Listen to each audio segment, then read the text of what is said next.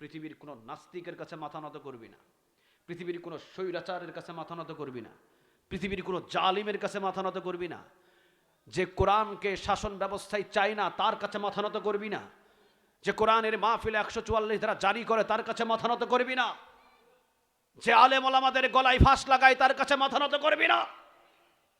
মস্তক সোজা রাখ, জালিমের সামনে উচ্চ সুরে আওয়াজ দিয়ে কথা বল। তোরা যদি 313 জন আজও দাঁড়াতে পারিস, বিজয় আমি তোদেরকেই দান করে দেব। আল্লাহ যেন আমাদের সবাইকে মস্তক সোজা রেখে জালিমের বিরুদ্ধে আন্দোলন করার তৌফিক দান করে, বলেন আমিন। আরো একটু জোরে বলেন আমিন। তাহলে মাথা নত করতে হবে কার কাছে? ওমর রাদিয়াল্লাহু তাআলা আনহু 10 বছরের বেশি ক্ষমতা চালিয়েছিলেন, মস্তক পৃথিবীর কোনো জালিমের কাছে নত করেন নাই। সুবহানাল্লাহ বলেন। যেই দিন মারা গিয়েছেন সেই দিন মিডিয়ার মাধ্যমে প্রচার করতে হয় নাই, মানুষ এমনি জেনে গেছে ওমর আর দুনিয়ায় নাই। কি শাসন করেছিলেন তিনি। আজকে বাংলাদেশের কয়েকদিন আগে আমাদের 3 বার যিনি বাংলাদেশের ভিতরে প্রধানমন্ত্রী হয়েছিলেন, উনিও অসংখ্য নির্যাতন সহ্য করেছেন, অসংখ্য নির্যাতন তার উপরে করা হয়েছে। আল্লাহ, আমার মনে হয় এই নির্যাতন সহ্য করার পিছনে আল্লাহ হয়তো পিছনে তার সব গুনাহ মাফ করে দিয়েছে এবং যাওয়ার সময় রাজকীয়ভাবে তাকে বিদায় দিছে।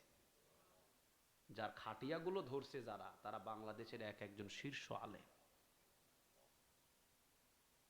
চিন্তা করে দেখেন, বাংলাদেশের সবচেয়ে বড় আলেম তার জানাজার নামাজ পড়াইছে। শুধু বাংলাদেশের না, এশিয়ার ভিতরে, এশিয়া মহাদেশের ভিতরে সবচেয়ে বড় আলেম আব্দুল মালেক সাহেব, উনি উনার জানাজার নামাজ পড়াইছে। আর ওনার খাটিয়া ধরছে কে? আল্লামা মামুনুল হক, ডক্টর মিজানুর রহমান আজহারি, এরপরে ধরেছেন শেখ আহমদুল্লাহ। এই আল্লাহওয়ালারা তার খাটিয়া ধরে তাকে জানাজা, তাকে কবরস্থানে নিয়ে গেছে। এটা আমি মনে করি যে এটা তার জন্য একটা সৌভাগ্য। আল্লাহ তার পিছনের গুনাহগুলো মাফ করে দিক।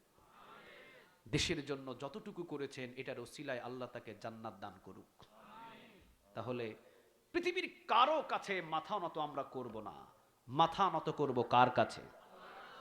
মিডিয়ার ভিতরে ওমরের মৃত্যুর খবর প্রচার করা লাগে নাই। 450 মাইলেরও বেশি দূরে রাখাল বলে দিয়েছে ওমর ইন্তেকাল করেছে। কিভাবে বললেন? 12 বছর পর্যন্ত রাখাল ছাগল চড়াইতেছেন, একটা কোনো নেকড়ে এসে রাখালের ছাগল ধরতে পারেন নাই। উমর যখন শাসন করেছিলেন, একই ঘাটে হরিণ এবং বাঘ পানি খেয়েছে। হরিণ বাঘ কখনো হরিণকে থাবা দিতে পারে নাই।